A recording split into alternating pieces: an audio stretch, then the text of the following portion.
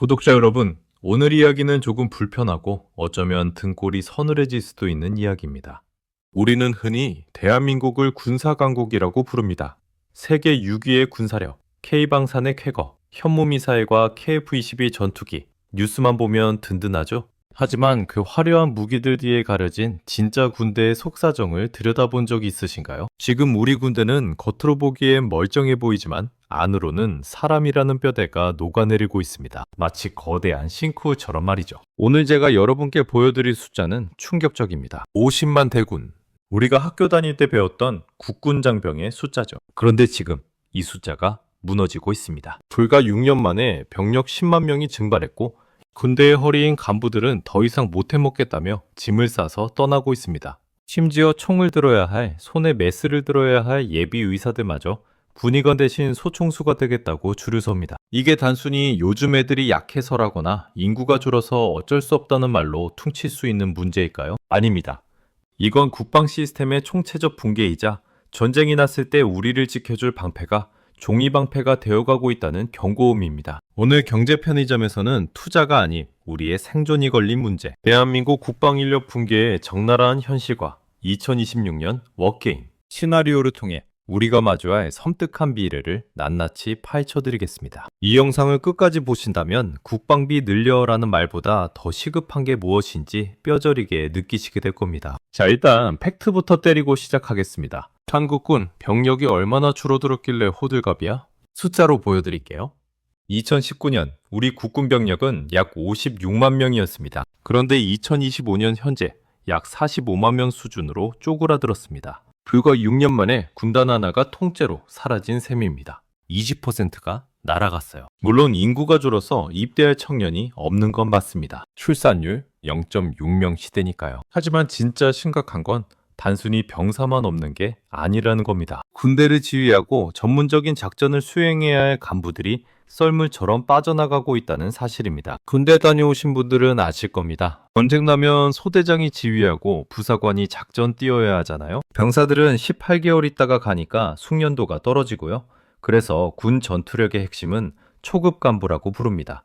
그런데 이 초급 간부 충원율 지금 어떤지 아세요?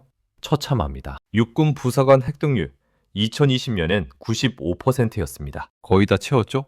그런데 2024년엔 40%대로 추락했습니다. 10명 뽑아야 하는데 4명밖에 안 온다는 소리입니다. ROTC는 어떤가요? 경쟁률이 1대1도 안 돼서 사상 처음으로 추가 모집을 하는 굴욕을 겪었습니다. 왜 이렇게 됐을까요? 젊은이들이 애국심이 없어서? 천만의 말씀입니다. 그들은 아주 합리적이고 냉정한 계산 끝에 군대를 손절하고 있는 겁니다. 범인은 바로 월급 역전과 상대적 박탈감입니다. 정부가 병사 월급 200만 원 시대를 열겠다고 했죠? 실제로 2025년 병장 실수령액이 내일 준비적금 포함해서 약 205만 원입니다. 정말 좋아졌죠? 고생하는 병사들 챙겨주는 거 당연히 찬성입니다. 문제는 간부들입니다. 초임하사 1호봉 기본급 얼마인지 아세요? 약 200만 원입니다. 소위 1호봉도 비슷합니다. 비슷하네? 라고 생각하시나요? 아닙니다. 병사는 숙소 공짜, 밥 공짜, 세금 면제입니다. 205만 원이 고스란히 내 돈이 되죠. 하지만 하사, 소위는요? 독신자 숙소 관리비 내야죠. 밥값 내 돈 내고 먹어야죠. 세금 떼고 건강보험료 냅니다. 결국 떼고 나면 병장보다 실수령액이 적어지는 기적의 계산법이 나옵니다. 현장에서는 이런 일도 벌어진다고 해요. 병사들이 소대장한테 그럽니다. 소대장님, 이번 휴가 때 제가 밥 한번 살게요. 돈도 없으시잖아요. 농담 같죠? 뼈 있는 조롱입니다. 책임은 무한대고 야근에 당직 서느라 몸은 갈려나가는데 월급은 병사보다 적다? 이 상황에서 누가 나 라면 먹으면서 나라 지키겠다고 간부를 지원합니까? 애국심도 밥은 먹여줘야 생기는 법입니다. 여기서 더 충격적인 이야기가 있습니다. 그래도 의사 선생님들은 군의관으로 가니까 의료는 괜찮겠지? 아니요. 지금 군 의료 체계는 붕괴 직전이 아니라 이미 응급실에 실려갔습니다. 과거 의대생들은 의사 면허 따고 군의관이나 공중보건의로 가는 게 국룰이었습니다. 38개월이나 복무해야 하지만 장교 대우 받고 전공 살릴 수 있으니까요. 그런데 지금은요? 저 그냥 소총수로 갈래요. 네, 진짜입니다. 2025년 8월 기준 군의관 대신 현역병 입대를 선택한 의대생이 무려 2,800명이 넘습니다. 작년보다 10배 넘게 폭증했습니다. 이유는 간단합니다. 가성비가 안 나오거든요. 현역병으로 가면 18개월이면 끝납니다. 월급도 200만 원 받고요. 그런데 군의관 가면 38개월 썩어야 합니다. 월급 차이도 별로 안 나고요. 게다가 요즘 의료 대란 때문에 의사들 사이에 정부에 대한 반감이 커지면서 굳이 내가 군의관으로 봉사해야 해? 라는 심리가 확산된 겁니다. 이게 전쟁 나면 어떤 끔찍한 결과를 초래할까요? 전방부대 의무대에 군의관이 없습니다. 총 맞고 피 흘리는 병사를 치료할 의사가 없다는 소리입니다. 아이러니하게도 그 옆 참호에는 의사 면허 있는 소총수 2병이 총 들고 경계 근무 서고 있습니다. 하지만 군법상 이 병사는 진료를 못합니다. 무자격 의료행위가 되니까요. 내 옆 전우가 죽어가는데 의사인 내가 총만 들고 구경해야 하는 상황. 이게 지금 대한민국 군대의 현실입니다. 이뿐만이 아닙니다. 군대 내부의 조직 문화와 신뢰도 박살이 났습니다. 기억하시죠? 해병대 최상병 순직 사건과 12사단 훈련병 사망 사건. 이 두 사건은 군 간부들과 병사들에게 아주 치명적인 메시지를 던졌습니다. 최상병 사건, 구명조끼도 안 입히고 급류에 밀어넣은 지휘관은 책임을 회피하고 오히려 진실을 밝히려던 수사단장이 항명죄로 재판받는 현실. 군인들은 생각합니다. 아, 위에서는 우리 목숨보다 자기 보신이 먼저구나. 책임지면 나만 바보 되는구나. 12사단 훈련병 사건, 규정 위반한 얼차례로 훈련병이 죽었습니다. 이후 일선 부대에서는 어떤 일이 벌어졌을까요? 훈련시키지 마. 다치면 책임져야 되니까. 야간 행군은 산책이 됐고 각계 전투는 신용만 합니다. 훈련하지 않는 군대가 되어버린 겁니다. 전쟁은 실전인데 연습도 안 한 군인이 나가서 이길 수 있을까요? 자, 정리해봅시다. 병사는 줄어들고 허리인 간부는 도망가고 아픈 병사 고칠 의사는 소총 들고 있고 훈련은 멈췄습니다. 이게 지금 세계 6위 군사강국 대한민국의 민낯입니다. 이 상황에서 만약 내일 당장 전쟁이 터진다면, 북한의 장사정포가 불을 뿜고 특수부대가 내려온다면 우리는 과연 버틸 수 있을까요? 아니면 6.25 때처럼 속수무책으로 밀려날까요? 간부는 없고 군의관은 사라졌으며 신뢰는 바닥을 쳤습니다. 그렇다면 이제 가장 두려운 질문을 던져야 할 때입니다. 이 상태로 내일 당장 전쟁이 터지면 어떻게 될까? 단순한 상상이 아닙니다. 현재의 데이터와 병력 구조, 그리고 무너진 시스템을 대입해서 돌려본 2026년 가상워 게임 시나리오입니다. 물론 우리는 현무 미사일도 있고 K2 전차도 있습니다. 하지만 전쟁은 무기가 하는 게 아니라 사람이 하는 겁니다. 그 사람이 무너졌을 때 어떤 일이 벌어지는지 아주 냉정하게 3단계로 나눠서 보여드리겠습니다. 1단계, 개전 초기, 지휘 통제의 마비. 2026년 어느 새벽, 북한이 기습적인 국지 도발과 함께 전면적인 포격을 시작합니다. 전방 GOP와 GP에 비상이 걸립니다. 과거 같으면 즉각 대응 사격하고 소대장과 중대장이 병력을 지휘해서 진지를 사수했을 겁니다. 하지만 지금은 상황이 다릅니다. 최전방 소투를 지키는 소대장, 누가 있을까요? ROTC 미달 사태로 소대장 충원율이 70%도 안 됩니다. 소대장이 없는 소대가 수두룩합니다. 그 자리를 누가 메우고 있느냐? 경험 없는 하사나 임관한 지 한 달 된 소위들이 맡고 있거나 심지어 부사관이 대리로 맡고 있습니다. 그들 옆에는 입대한 지 6개월도 안 된 병사들이 대부분입니다. 숙련된 병장은 전역했고 허리를 받쳐줄 중사, 상사는 전역 지원서 내고 사회 나갈 준비하느라 마음이 떴습니다. 포탄이 떨어지고 통신이 두절되는 극한의 공포 상황. 여기서 필요한 건 현장 지휘관의 과감한 판단입니다. 완격해라, 우회해라. 하지만 2026년의 지휘관들은 주저합니다. 왜냐고요? 최상병 사건의 트라우마 때문입니다. 내가가 여기서 독단적으로 판단했다가 병사라도 죽으면 나중에 감옥 가는 거 아니야? 상급 부대 명령서 내려올 때까지 기다리자. 이 망설임의 시간. 적에게는 골든타임이 되고 우리에게는 지옥의 문이 열리는 시간입니다. 지휘 공백과 보신주의가 결합된 최악의 시너지. 전방 방어선은 무기 성능이 부족해서가 아니라 결정장애 때문에 뚫리기 시작합니다. 2단계, 격전과 사상자 발생, 골든아워의 실종. 전투가 격해지면 필연적으로 부상자가 쏟아져 나옵니다. 총상, 파편상, 화상. 여기서 현대전의 핵심인 골든아워가 등장합니다. 부상 후 1시간 이내에 지혈하고 수술하면 살 수 있습니다. 미군이 이라크전에서 사망률을 획기적으로 낮춘 비결이죠. 하지만 한국군 전방 의무대 상황 기억하시죠? 군의관이 없습니다. 원래 와야 할 의대생들이 다 소총수로 갔으니까요. 의무대 텐트에는 의학적 지식이 전무한 의무병과 수술 경험이 없는 간호장교만 발을 동동 구르고 있습니다. 그때 저쪽 참호에서 소총 들고 싸우던 김이병이 외칩니다. 저 의대 본과 4학년 마쳤습니다. 제가 좀 봐도 될까요? 하지만 중대장은 고개를 젓습니다. 전시 상황이라도 군법과 규정은 엄격합니다. 무자격 의료행위?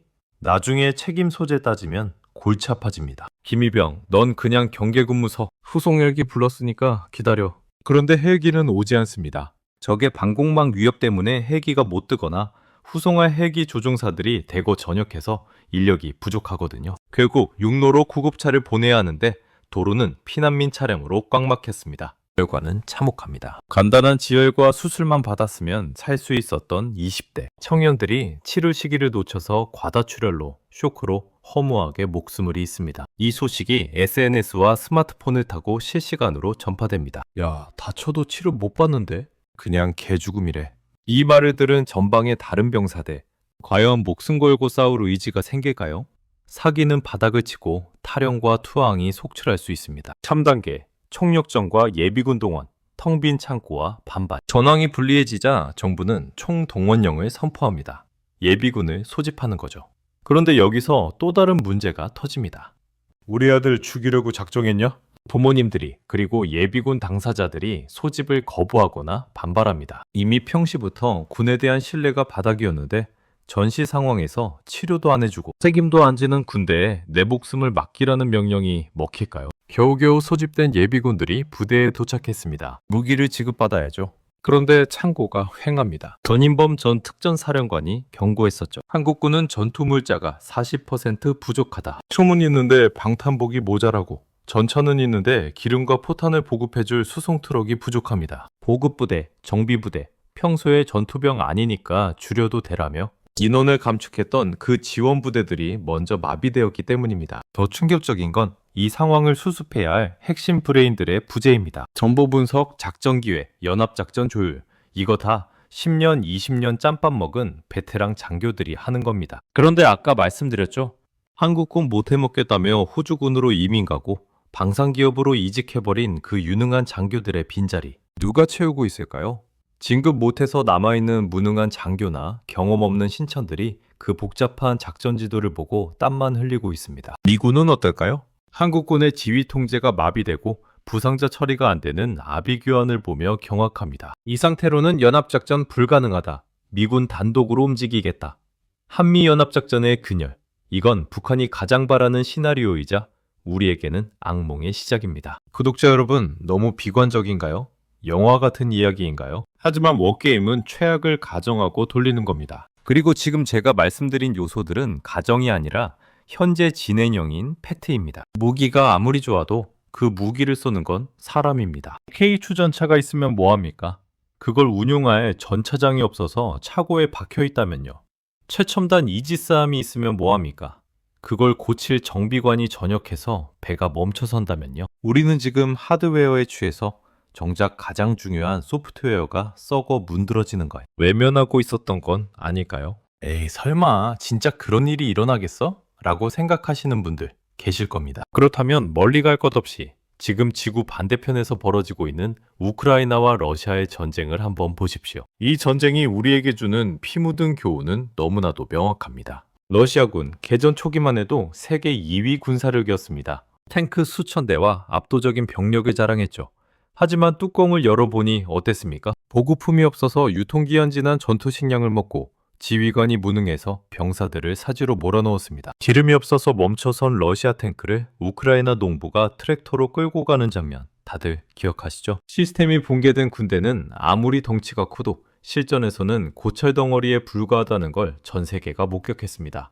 반면 우크라이나는 어땠나요? 병력도 무기도 열세였지만 그들에게는 숙련된 간부와 신속한 의사결정이 있었습니다. 소대장, 중대장급의 초급 간부들이 현장에서 유연하게 판단하고 드론을 활용해 거대 군단을 각계격파했습니다. 무엇보다 그들은 내가 왜 싸워야 하는지를 명확히 알고 있었습니다. 지금 우리의 모습은 어느 쪽에 가까울까요? 화려한 무기 스펙만 보면 러시아를 닮아가고 있고 속이 텅 빈 인력 구조를 보면 우크라이나보다도 못할 수 있습니다. 우크라이나전에서 부상병의 생존율을 가른 결정적 차이도 바로 의료 지원이었습니다. 즉각적인 지혈과 후송이 가능했던 우크라이나군은 다시 전선으로 복귀했지만 치료받지 못한 러시아군은 그대로 전사자 통계가 되었습니다. 지금 우리 전방에 군의관이 없다는 현실, 이게 남의 나라 전쟁 이야기로만 들리시나요? 우크라이나의 비극은 준비되지 않은 평화가 얼마나 값비싼 대가를 치러야 하는지 보여주는 미리 보기 예고편일지도 모릅니다.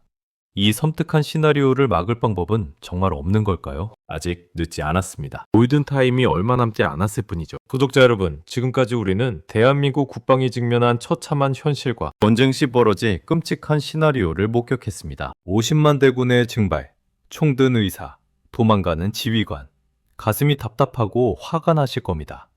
하지만 여기서 좌절하고 나라 망했네라고 욕만 하고 끝낸다면 정말로 미래는 없습니다. 위기는 곧 기회라는 말이 있죠? 지금의 이 붕괴 위기는 역설적으로 지난 수십 년간 묵혀왔던 국방의 고질병을 수술할 수 있는 마지막 골든타임입니다. 단순히 월급 좀 더 주자 수준의 땜질 처방으로는 안 됩니다. 판을 완전히 갈아엎는 국방개혁 3.0이 필요합니다. 경제 편의점의 시각으로 분석한 대한민국 군대를 살리기 위한 세 가지 긴급 처방전을 제시합니다. 첫 번째 처방, 애국페이의 종말과 확실한 보상입니다. 가장 시급한 건 떠나가는 간부들을 잡는 겁니다. 요즘 애들은 애국심이 없어. 제발 이런 꼰대 같은 소리는 그만합시다. 자본주의 사회에서 최고의 애국심은 합당한 대우에서 나옵니다. 미군이나 호주군이 왜 강할까요?